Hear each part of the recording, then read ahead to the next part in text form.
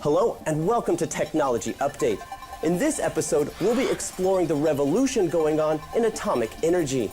The need for increasing amounts of power is being tempered by fears of nuclear proliferation and safety concerns.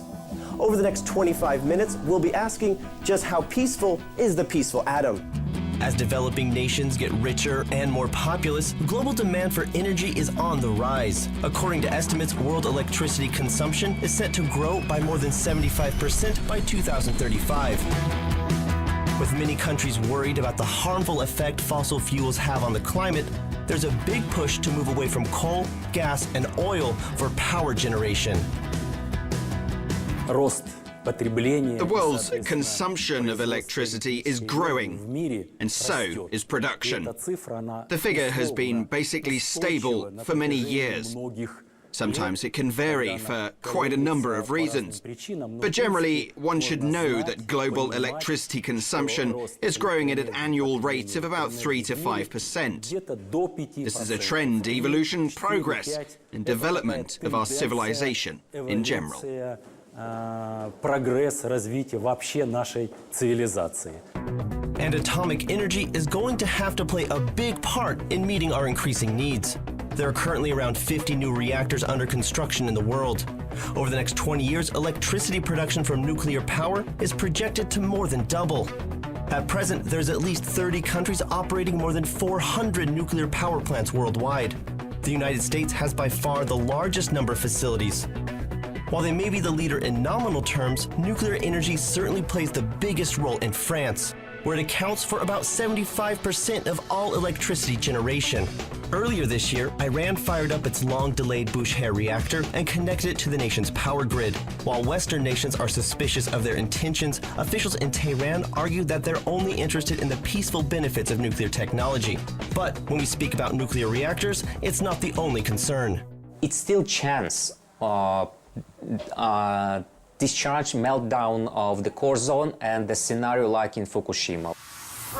The disaster in Japan has reignited some fears about the dangers associated with atomic energy. Even though the March 2011 incident was the result of a unique sequence of events, many anti-nuclear activists think it's just a matter of time before the next disaster strikes. The scenario how it could happen could be absolutely different. You do not need tsunami or earthquake for it.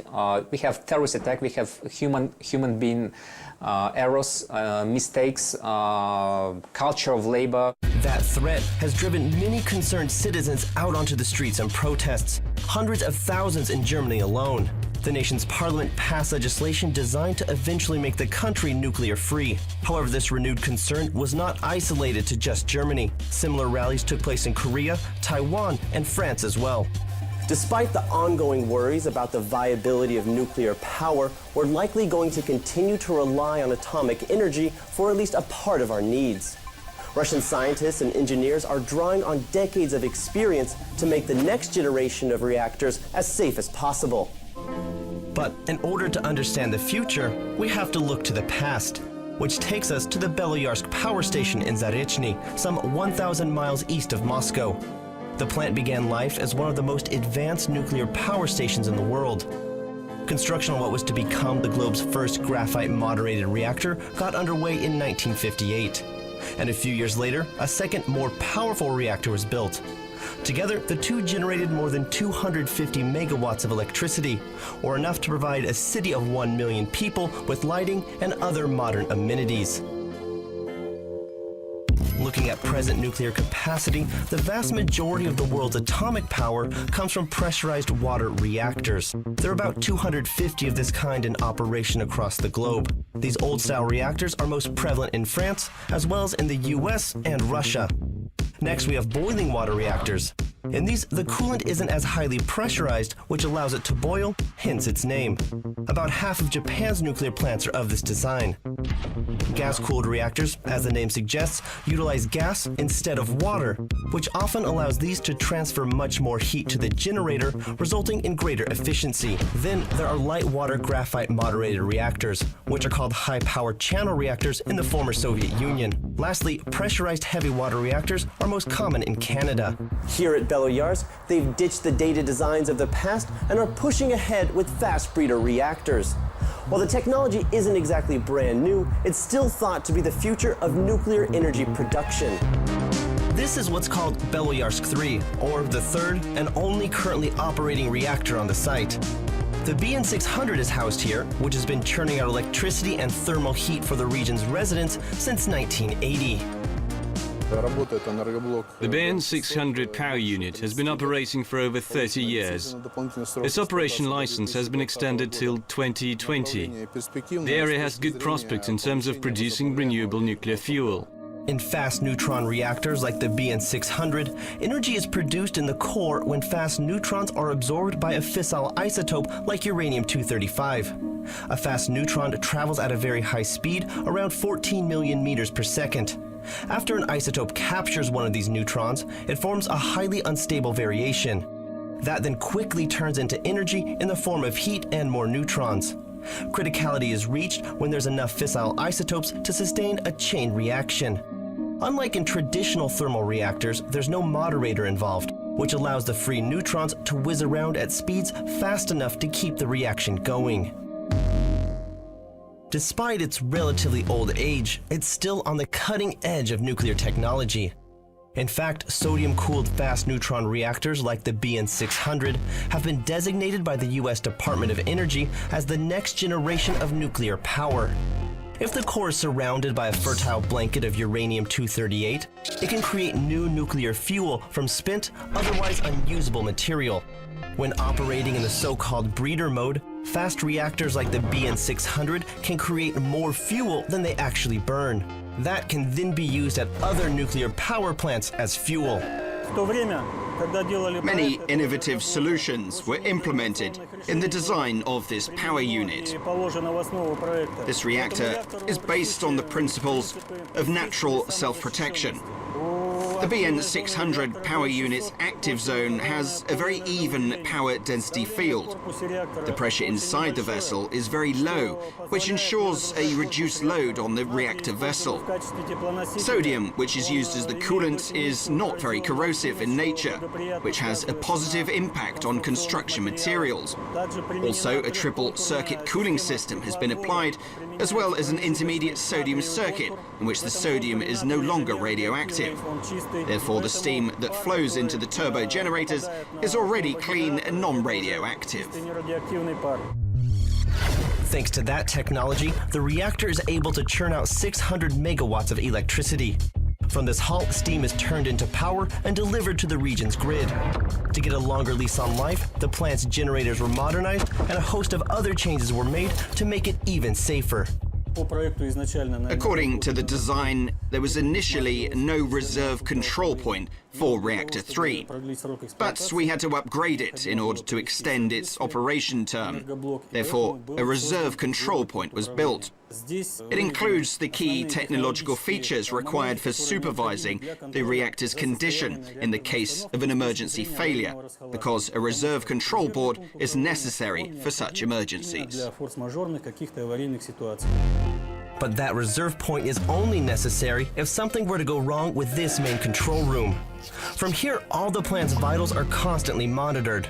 While there have been a handful of incidents with the BN600 reactor, all of them were minor and didn't require so designated emergency action. However, officials are now confident that all the kinks have been worked out. But all the plant's new safety features and technology haven't come cheap. Generally, fast neutron reactors are presently somewhat more expensive. But with time, as prices for nuclear fuel keep rising as a result of diminishing resources, fast reactors will be in greater demand. This is a general trend all over the world, recognized by France, India, China, and even the US has resumed its work in this field. As the price for uranium goes up, Russia will be in a better position than most. That's because in addition to the already operating BN600, in the coming years there'll be the next generation BN800. The active construction of the unit began in 2006. That's when we finished building the pit for the main vessel and constructed a powerful 3-meter thick monolithic slab to go under the reactor and a 1-meter thick block for the turbine hall. Work on the fourth reactor at Beloyarsk actually started back in 1983, but construction was halted in 1986 following the disaster at Chernobyl. Since that time, however, the authorities have realized the increasing need for clean, efficient energy. For that reason, back in 2006, the Russian government added the BN-800 to a federal program aimed at developing the country's nuclear power capacity. Construction is well advanced on Beloyarsk 4, which will house the first BN-800 reactor from the Afrikantov Design Bureau. But that's not the only thing planned at the site. What you see in red is what's already been built. What's green is still under construction. As you can imagine, the main building is the one that'll house the BN-800 reactor. But of nearly equal importance is the waste treatment facility. Here, highly radioactive material will be transformed into a new fuel. And in a few years' time, construction should also get going on two other structures, the BN-1200 reactor and the lead-cooled Brest OD-300. A number of innovative solutions have been adopted in the BN-800 design to enhance nuclear and radiation safety. Crucially, the new reactor relies on a low operating pressure, the natural high thermal capacity of sodium, as well as a dual-layer protective vessel to ensure problem-free operation. Just like the BN-600, the new reactor will be able to work in breeder mode, which means it can create new fuel for other power plants. However, based on an agreement with the United States, the reactor at Beloyarsk can be used to burn weapons-grade plutonium, which ought to help non-proliferation efforts. This reactor has all the best elements that were used in the BN-600, but with certain modifications that arose during the operation of the reactor. As you may know, the BN-600 has been in operation for more than 30 years, so of course it was invaluable to have both the manufacturing plant and the design bureau that took part in producing and designing the BN-600 apply their vast experience this time. While the BN-600 laid the groundwork for the current reactor under construction in Beloyarsk, the experience being gained from the BN-800 is already being put to use here in Obninsk, where you can find the Institute for Physics and Power Engineering. It's been a leading scientific center since the days of the Soviet Union. They're currently working on another fast neutron reactor, the BN-1200. As more and more of these are developed, they'll play an increasing role in the country's nuclear industry. A small series of the BN-1200 power units could be used to develop the fuel infrastructure necessary for fast reactor technology, which would allow us to start introducing fast reactors on an intensive basis in the nuclear power industry by the 2030s. Despite its increased production capacity, up to 1,200 megawatts, the reactor's core is expected to be significantly smaller in size than its predecessors. But innovation here in Obninsk doesn't stop with the BN series. Scientists are also researching other types of liquid metal coolants. The most promising appears to be another high-powered fast neutron reactor, cooled by lead bismuth. High-capacity fast neutron reactors are not the only way forward for Russia's nuclear industry. A team of engineers is working on a new design that takes a totally different approach to atomic energy. Here in Nizhny Novgorod, centuries of culture combines with technological innovation at the workhorse of the country's nuclear industry, where the Afrikantov Design Bureau is developing the very latest high-temp gas-cooled power plant. In 1995, there was a renewed interest in this technology. The Russian Ministry of Atomic Energy signed an international agreement with private companies, including General Atomics from the United States, Framatome and Fuji Electric from Japan. A joint project called GT-MHR was launched as part of a public-private partnership. Now, the project under design is a helium turbine reactor. In some ways, it acts like a normal nuclear power station, but greatly improves both safety and efficiency. Heat is transferred to the electricity generator by high-pressure helium gas rather than through pipes containing water. It only has one heat transfer mechanism instead of two or more. That means the generator will be much more effective than traditional setups. Simply put, loads of complex hardware aren't needed. That offers not only benefits in terms of efficiency, but should make the helium reactor safer as well. Without any water involved in the heat transfer, there's no risk of a steam explosion. Because of its huge mass, the presence of temperature-resistant materials, and the absence of metallic materials, the active zone can never melt. This property is ensured by the type of materials used and by special configuration of the active zone. Here, engineers are hard at work to put the project's lofty goals into practice. In addition to a safer reactor, a number of innovations should reduce the risk of nuclear proliferation. For one thing, the special design of its fuel will ensure that weapons-grade plutonium is destroyed in the fission process. In 2010, the gas turbine modular helium reactor was included in an international nuclear disposition strategy. Together with other nuclear institutes around Russia, the Africantov Design Bureau is in the process of testing many of the newly developed technologies. In the end, this reactor could produce nearly 300 megawatts of electricity. But powering your TV is only one of the ways that it could benefit you. The question is, should the nuclear energy sector focus on this niche in the immense market of non-electric applications of atomic power? That's exactly what we've been doing, researching and developing projects. And we're really seeing the implementation of nuclear energy in the non-electric sphere. One way that this new reactor type could find its place in the market concerns how we get from point A to point B. Over a quarter of all energy-related carbon emissions come from transport, a figure that the IEA predicts to double in 20 years' time. And with international arrangements like the Kyoto Protocol, many nations are counting carbon emissions like I count calories. The high temperature inside the reactor will enable it to produce hydrocarbons such as hydrogen from thermochemical and electrochemical decomposition of H2O. That essentially means that we can get a new fuel source to power our cars just from water. As the world's population continues to grow, people are moving further and further afield to live, work, and get at precious natural resources. A new Russian design will soon bring the benefits of nuclear energy to the most remote of locations. Now the technology making that possible owes everything to the Lenin. No, not that Lenin, the nuclear-powered icebreaker. In 1959, it was the first of the country's civil atomic fleet. Nearly 20 years later came the Arctica, which was used as the base model for most that hit the water after it. Since then, Russia's been tearing through the Arctic's thick ice thanks to extra strong hulls and the additional push provided by nuclear-powered engines. Since their debut, Russia has churned out increasingly sophisticated models like the Tamir and Yamal. The most recent addition to the nuclear-powered civil fleet is a ship whose name could be translated as the 50th anniversary of victory. This behemoth is the final Arctica-class icebreaker. The vessel has no problems dealing with whatever the freezing cold water up north throws at it. With its atomic-driven propeller and innovative spoon-shaped bow, it can cut through ice up to nearly 10 feet thick. It boasts a top cruising speed of over 21 knots, and now that it's seaborne, it can be used to clear the way for cargo ships navigating the Northern Passage.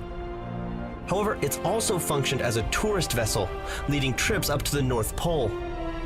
Its hull has been outfitted with additional cabins, as well as a swimming pool, gym, library, and restaurant. While ships like this are impressive in their own right, what's really exceptional is what's being developed on the basis of their nuclear technology. Since the beginning of this century, our industry has been actively working on an innovative and absolutely unique project, a special-purpose nuclear station, unique in every sense of the word, that meets all safety requirements of the Russian Technical Supervisory Authority, the Russian Maritime Register of Shipping, and international supervising organizations, including the International Atomic Energy Agency. Again, here I'm talking about the floating nuclear power plant. Russia is using the core technology from nuclear-powered subs and icebreakers to build mobile power stations. These could in theory be docked anywhere along the coast where they can offer a stable supply of both electricity and heat to nearby populations. In many cases, they'll be more economical where coal and oil supplies remain costly and difficult. Each floating plant will be far less expensive than traditional nuclear stations and can produce enough energy to power a city of 200,000. The administrations and governments of countries that are presently experiencing a shortage of energy are greatly interested in this project. Primarily, these are island states, such as in the Southeast Asian region, as well as a number of developing states, which don't have the opportunity to use nuclear technologies, but are very much interested in them.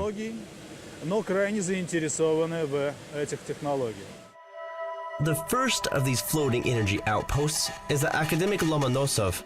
Construction on its 21,500-ton hull started back in 2007. The massive vessel was outfitted with two modified KLT-40S reactors originally designed for nuclear ships and submarines. The Academic Lomonosov was launched into the waters off of St. Petersburg in 2010 and is slated to come online sometime next year in Vilyuchinsk, a city on Russia's Kamchatka Peninsula. Quite fittingly, it'll help provide energy to the atomic submarine base out in the Far East. In addition to supplying power to isolated communities, officials expect there to be great demand for ships like this, which could also power offshore oil rigs. The global professional community recognizes Russia's leadership in this sphere and also a certain concern from the viewpoint of competitive advantage in this area of work.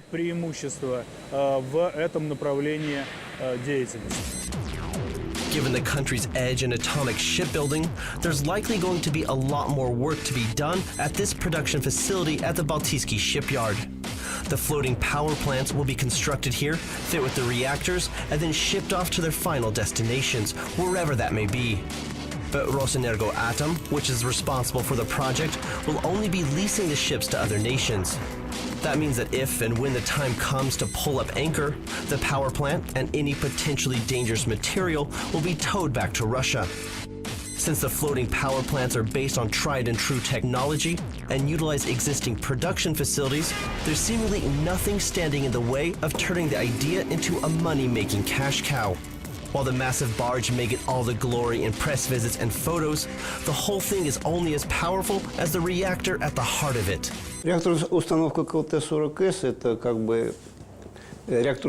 KLT-40S is a reactor unit that's used as the energy source for the floating nuclear power station that's being built in St. Petersburg right now.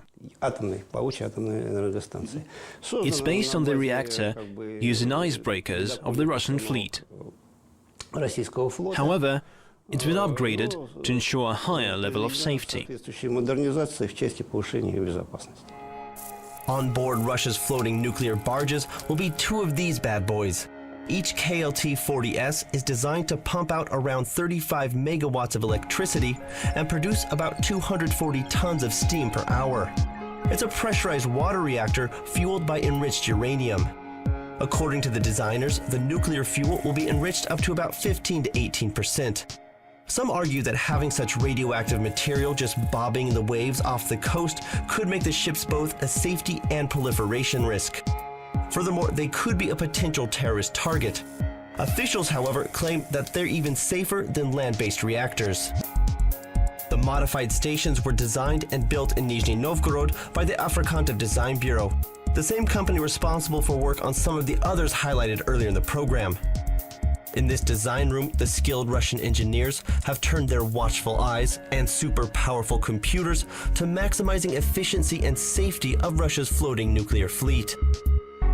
Using the latest technology, these engineers are able to map out bit by bit just what the finished product will look like, as well as run models to test how they'll perform under specified conditions.